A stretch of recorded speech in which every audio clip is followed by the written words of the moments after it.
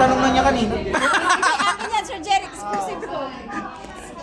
So how do you feel being a lolo sa anak po ni EJ and ni Aljo? Sanay naman ako sa mga apo-apo.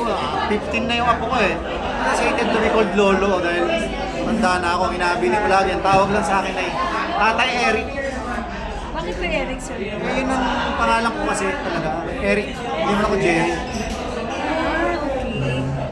So, ano po, nakakasama niyo po ba yung apo na kay Dalas, EJ? lahat naman ng apo ko lahat. Masasabi niyo po ba na yun ang reason ni Miss EJ kaya po Hindi. siya nagpahinga sa show? Hindi. Prior to Wala that, pa siyang anak. Ano siya sa amin. Nagpahinga na. so ano po nakikita niyo sa kanya? Nag-enjoy po ba siya sa private Mas life gusto niya yung niya? ganyang buhay, tahimik lang. Hindi naman kasi nakapag-makeup yung bata niya. Tinanggal nga niya yung dito, di ba? Meron siyang dati sa dibdib. Anong tawag doon? Para ma-enhance. Anyway, tinatanggal niya nga yun. Silicone. Silicone. Sasanay sa ganun. So, Sir EJ, nung na-confirm niyo po na buntis na nga si EJ kay Aljo, kaya ng bali-balita di ba po? How do you feel po with that? There's nothing I can do about it. At saka, she's old naman. Alam naman niya ngayon. Hindi naman na siya 16, 17 years old para bawalan sa mga gano'n.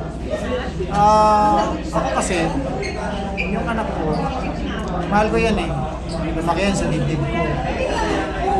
Kung saan siya masaya, masaya na ako. Nakikita ko siya masaya siya. Happy ako. Kamusta po yung relationship niya ni Aljo? Okay naman. Okay naman ang relasyon. Para lang kaming magbarkado. Advice niyo po sa kanya para po, syempre babae po yung sa inyo eh.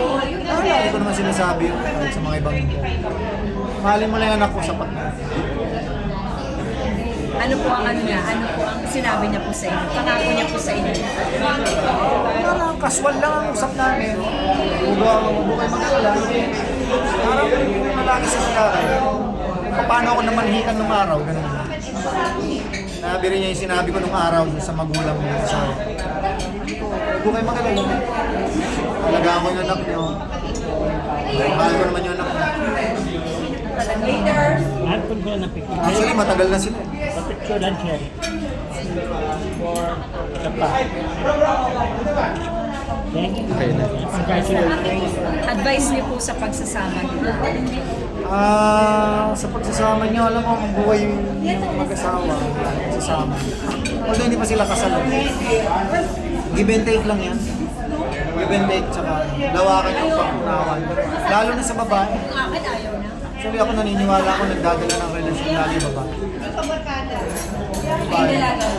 Pag umayaw na ang babae, medyo isip-isip. Thank you, Sir Jerry.